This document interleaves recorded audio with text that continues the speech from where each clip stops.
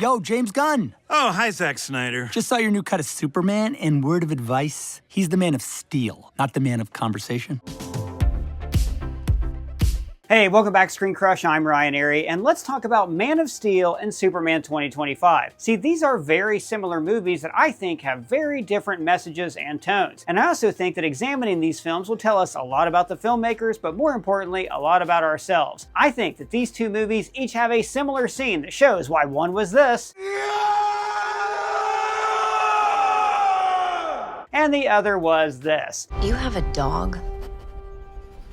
Before we get rolling, remember you can find ScreenCrush on all your favorite podcast platforms, and we just launched our new podcast, The Crossover Universe, with interviews from Ironheart producer Seb Ohanian and Arrowverse co-creator Mark Guggenheim. Links are below. So first, let's talk about why these movies are so similar. Both are Superman films meant to kickstart a cinematic universe. Each movie shows Clark struggling with being an outsider and not knowing how he fits into the world. He gets very different advice from his two different father figures. Humanity also distrusts Superman, and he has to surrender himself to the authorities in good faith. Superman then intervenes in world affairs, and there's blowback from the government, although that's more in Batman v Superman. Clark also fights an evil Kryptonian created through genetic manipulation, and the main villain wants to claim land for himself. Superman's connection to Krypton has a negative effect on public opinion, leading to the climax of the movie where Superman has to accept help from the human race, especially from intrepid reporter Lois Lane. Oh yeah, that's kind of like, sometimes when you're Yeah, go ahead. What? It's like when you're... Oh, sorry, Doug. I'm just doing my skincare routine. It only takes 5 minutes. Skincare? Is that for boys? Yeah, dude, of course skincare is for guys. I mean, you guys know if your skin's getting blotchy and oily, it's not just because you're getting older. You can actually do something about it. For a lot of guys, you work outside, you play sports, or you just don't get enough sun, and it can wreak havoc on your skin because your facial tissue is so thin compared to the skin on the rest of your body. So I've been using the Skin Ultra Advanced Kit from Manscaped. They're the sponsor of this video. And I am telling you guys, I started using this kit every day, and I look good, I feel good, and I think it even prevents aging. For instance, I am 105. This is skincare that is engineered for men. It can exfoliate, brighten, and moisturize. It's nice and easy, so you don't got to spend 30 minutes looking in the mirror every day. This whole thing just takes 5 minutes because skincare does not have to be complicated. You just need the right tools. And this kit, it is the whole system all in one box. No guesswork, no fluff, just exactly what you need. So you guys already saw me using the exfoliating face wash, which have ceramides and AHAs, so it doesn't strip your skin. It's actually great for after the gym. And then the face buffer cleanses your pores, massages you, and then it's done in about 60 seconds. And then we add in the brightening vitamin C serum, which has triple vitamin C, which is great for irritated skin after you shave. And to top it off, the hydrating moisturizer is packed with shea butter, ceramides, and hyaluronic acid. So guys, here's what you do. You do this in the morning, and then your skin will stay smooth all day long. Plus, when you order the whole kit, Manscaped throws in 2 free gifts. We have a 3-pack of this lip balm, plus the Shed 2.0 toiletry bag. So there you go, guys. 3 steps done in under 5 minutes, and then you are ready to face the day. Now, you can get this Skin Ultra Advanced Kit for 15% off when you use the code ScreenCrush at manscaped.com. I'm telling you guys, I never even noticed how bad my skin was. Blotchiness, acne, pimples. As you get older especially, and if you go to the gym or you work outside, taking care of your facial skin is a must. Because like I said, that tissue is very thin and very sensitive to the elements. So go to manscaped.com, use our code ScreenCrush for 15% off. You will not regret it. And now, back to what I was saying. I said there are 2 similar scenes in each of these movies, but really it's 3 scenes in each movie. I want to talk about Clark's 2 speeches from his dad's and how these speeches lead to him surrendering himself to the authorities. But before we do that, we have to understand who these filmmakers are. Because if we understand their worldview, then we can understand their different interpretations of Superman. So let's start with Zack Snyder, who I've talked a lot about in previous videos, and I'm going to reiterate some of the points that I have made in other videos, like when we did the Snyderverse versus the MCU. So in order to understand Zack Snyder's artistic voice, I think we also have to understand the kinds of stories that he likes. Snyder was raised as a Christian Scientist. This is a sect of Christianity that believes that the physical world is a shadow of our true heavenly existence. Snyder told the New York Times that Christian Scientists believe that, quote, part of our journey is to transcend that reality through Christ-like living. So you see this idea in Snyder's work. He favors stories about godlike beings transcending everyday humans. One of Snyder's favorite books as a child was called Jonathan Livingston Seagull. He told the New York Times a lot of beliefs of the metaphysical aspects of that Christian science were illustrated in Jonathan Livingston Seagull. So this actually says a lot about his worldview. That novel is about a seagull who isn't content to just fly from the sea to shore like the other gulls. He wants to be amazing at flying, so he defies the wishes of his taciturn father and pursues his passion by meeting up with other birds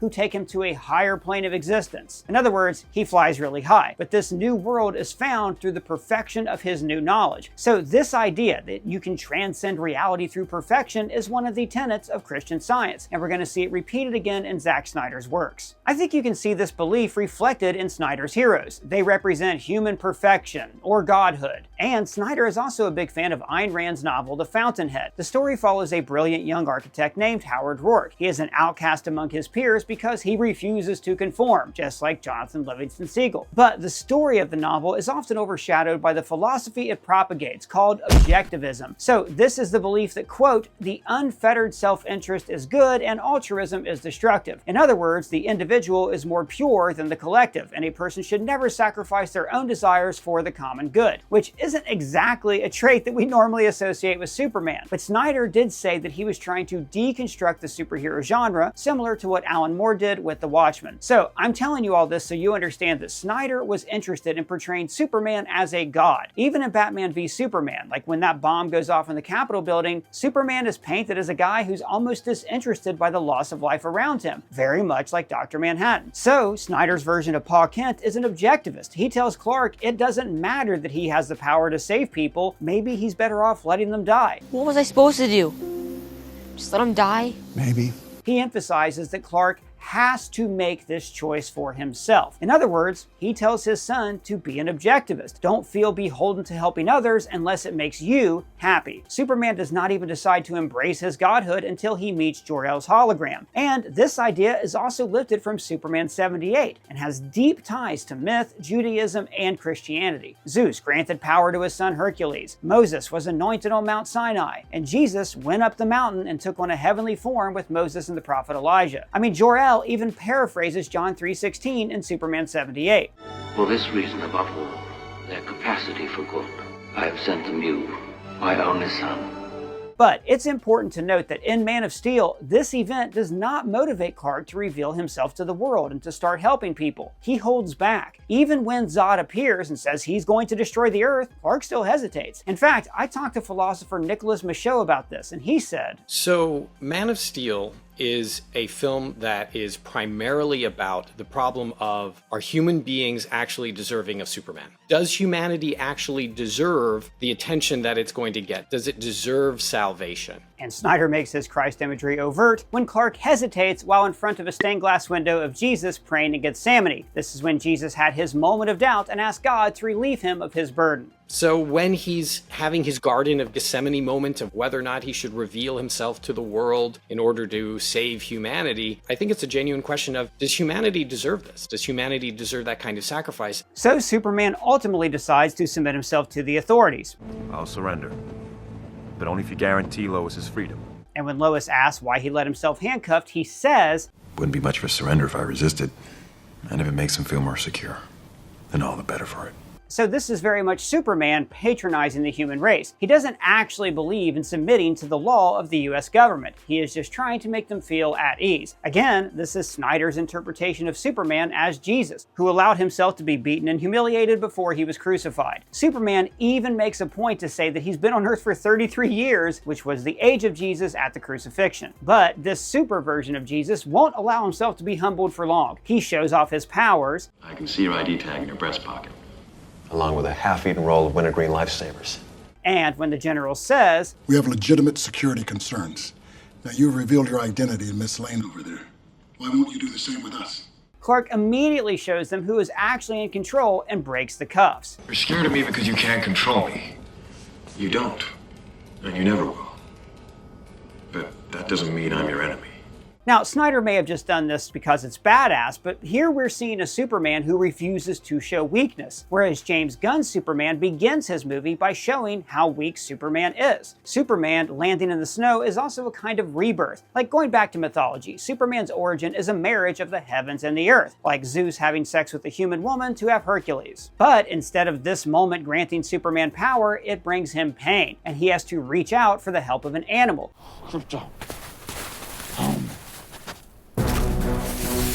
So Gunn is a very different filmmaker from Snyder because he is far more interested in weakness than in strength. He told GQ that he wanted to do Guardians of the Galaxy because he saw the weakness in Rocket Raccoon. If it was real, that raccoon would be the saddest creature in the entire universe, and that he would feel utterly and completely alone and have a very difficult time in life. Gunn looks at animals and he sees a softness in them, and this tenderness could be perceived as a weakness, but this weakness is also what makes them special. I think that there's an innocent and a presence to animals that humans lack, but I love animals, and so I just think I write them naturally. James Gunn also loves to take the point of view of the weirdos, the misunderstood outcasts. In Creature Commandos, he showed the humanity of characters like a weasel, who was framed for killing children when he actually just wanted to play with them. One overarching theme of James Gunn's work is that these weirdos always find community with each other. In Guardians 1, the team can't understand Groot.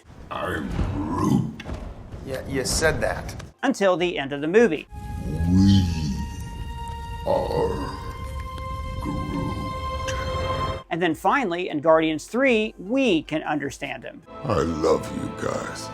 And this is how James Gunn sees Superman, as another weirdo from another planet who is looking for a place to belong. Early in the movie, Clark believes that his purpose on Earth came from on high, a message from his Kryptonian heavenly parents. And this is in keeping with the two Jor-Els we have seen in the past, who explain Clark's powers and give him purpose. Afterwards, he puts on the suit and flies off to become Superman. But in this movie, that message from the heavens turns out to be more Snyder-esque. His birth parents tell Kal-El that he is the superior man, and that his strength is what defines him. And so, in the inverse from previous Superman movies, Clark has to learn who Superman is from his adopted father, Pa Kent. When Clark tells him that he doesn't know who he is anymore, his dad tells him, what you wanted that message to mean is more important than what it actually says. In other words, Superman did not save people because he was told to. He does it because it's the right thing to do. Clark always had this choice. I mean, this scene is brilliant because previous Superman films always emphasize the super over the man. They show off his extraordinary powers and his godlike abilities, but James Gunn focuses on Superman's humanity. The theme of this particular film, at least according to James Gunn, is the acceptance of people who are different than ourselves.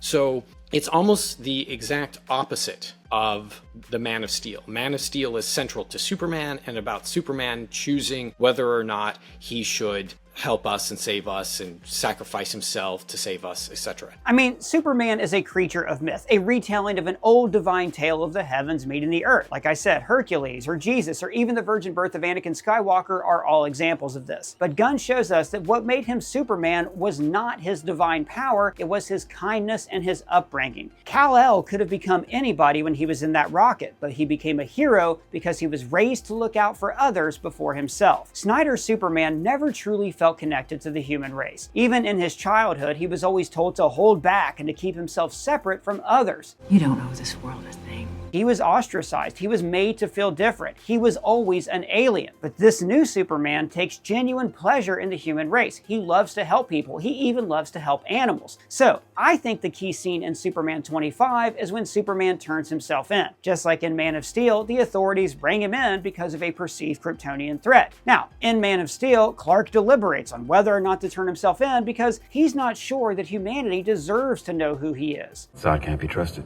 The problem is, I'm not sure the people of Earth can be either. But in Gunn's film, Superman does not hesitate at all to turn himself in because he's just trying to save a dog. He even admits to Lois that he's kind of a shitty dog. But Superman always puts the needs of others before himself. Afterwards, he allows himself to be publicly beaten and humiliated. In fact, ironically, Gunn created a Superman who is much more Christ-like in that respect. Man of Steel climaxes when Clark is forced into the ultimate show of strength, when he has to take a life. But in Superman 25, Clark's climactic moment against the villain is when he admits to his human weaknesses. That is being human, and that's my greatest strength. He says to Lex that, like every human, he starts every day not knowing what he's going to do next, but he's always going to try his hardest. Superman tells him that his greatest gift is being human and not being a Kryptonian. He says that his imperfections are what make him a human being. And this is in contrast with Lex, who considers himself to be the only perfect human being. He is surrounded by a cult of people who worship him, who think that he's going to build a techno-utopia. And this causes him to have a massive ego and to believe that he is the pinnacle of human evolution. And yet, he's beaten by a weird alien who admits that his greatest strength is his imperfection. I cannot believe we are finally getting such a comic-accurate Superman. I have been dreaming of this for years because Superman is my favorite superhero. That's why me and the team love designing Superman parody merch for our merch store. To celebrate this momentous month in superhero cinema, this shirt features two rockets passing each other in space. One with this cute little super baby and the other with these familiar four faces staring out the windows, and the text that reads July 2025. And this is one of my personal favorites. Now you can go on tour with the Mighty Crabjoy's tour shirt with stops in Metropolis, Gotham, Coast City, and more. But we also have Brian the Super Dog, that's Brian from Family Guy's Crypto, holding a martini with text that reads, "Who is a good boy?" And also, look up in the sky, it's a bird, it's a plane, it's your mom. Shopping our merch store really does help out our channel. And if you become a member, you can earn rewards and get free stuff. The links for everything are below. The theme of Man of Steel is choice. It all centers around that. Even after Zod showed up, Superman still had to make this choice on his own terms. But Gunn's Superman never really had a choice because he's always going to do the right thing. His conflict is understanding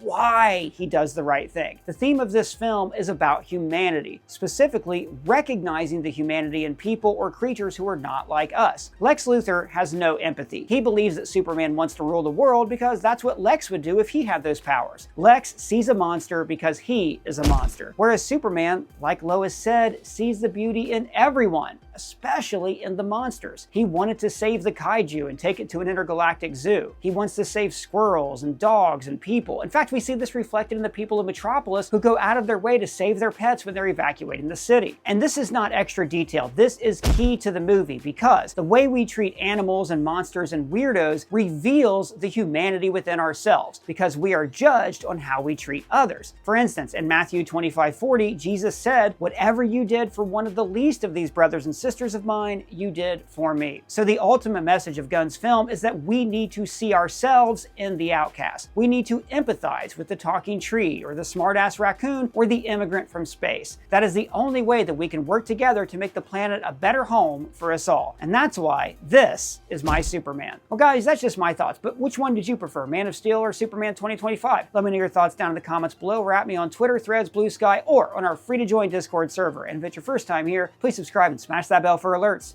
For ScreenCrush, I'm Ryan Airy.